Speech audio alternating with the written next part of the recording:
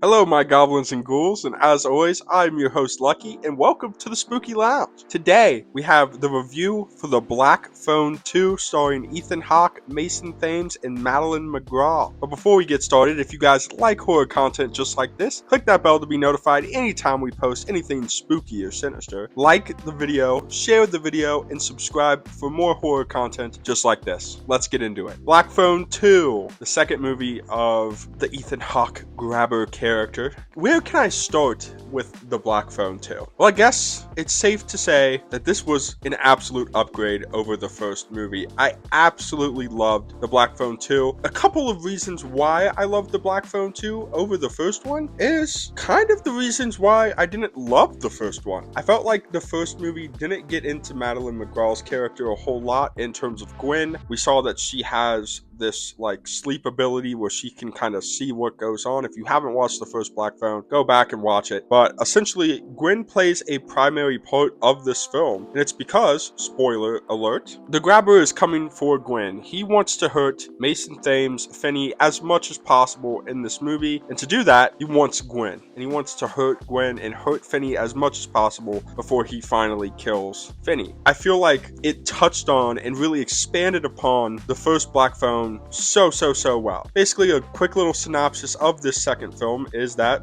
Gwen has been having these night terrors, essentially, of Alpine Lake, which is like a youth Christian camp in the mountains of Colorado, to which Finney is kind of like, go back to sleep, whatever. He is dealing with the hurt and the pain from the first film and what the grabber did to him and how he narrowly escaped the grabber and was able to finally finish Ethan Hawke's grabber off. So he is obviously a little bit jolted by this statement that Gwen feels like she needs to go to Alpine Lake to investigate why she's having these dreams, especially since in the first movie we saw that Gwen was able to locate Finney due to her dreams. She needs to investigate this series of dreams and phone calls that she has received from deceased children that happen to be at Alpine Lake. Now, throughout this film, we get backstory on the grabber, we get backstory on Gwen and Finney, and we also get some much needed backstory on the mom, who we found out in the very first film is deceased because she killed herself, essentially. And in this film, we get some much needed context into what happened with the mother of Finney and Gwen. We get some really cool horror sequences, guys, in this movie. It's much gorier than the first movie. This is probably one of my favorite second films of a horror series to date. I feel like the expansion of the story, the depth that they went to explain who the grabber was, and really peeling back the layers of Gwen's abilities and where she gets it from is super fun to watch. And I also loved a couple of things that I'm going to hit on before we get out of here. Is simply, I love how in the dream sequences, when you can tell Gwen's asleep, it becomes very staticky. It becomes almost like they're recording something in the 1980s. And we see that Gwen is kind of aloof.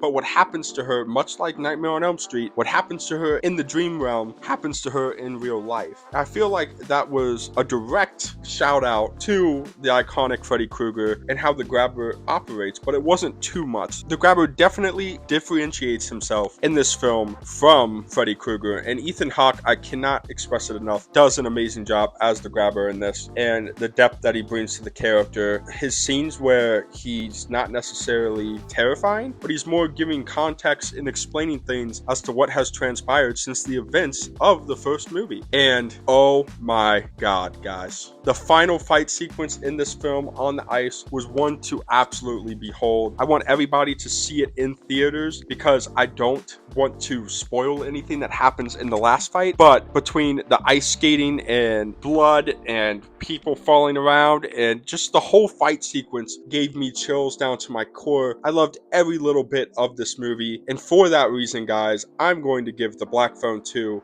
4 out of 5 knives. Now, before I head out, guys, I want to hear from you. What did you guys think of The Black Phone 2? Have you seen it? Is it one of your favorite secondary movies of a horror series? What were your thoughts on Gwen's character and the expansion of the story? How did you think Ethan Hawke did as the grabber? Will we see the grabber again? I felt like the ending left it wide open as to whether or not we'll see Ethan Hawke reprise his role. I think there's plenty of story left for Finney and Gwen and Ethan Hawke and the grabber. I think there is plenty there to completely make this into a horror legacy film from Blumhouse, and what a way to kind of rebound after Megan 2.0, in my opinion. But with all that being said, guys, remember to de-stress, progress, and give your mind a rest. This is Lucky. I'll see you guys at the lounge in the next one.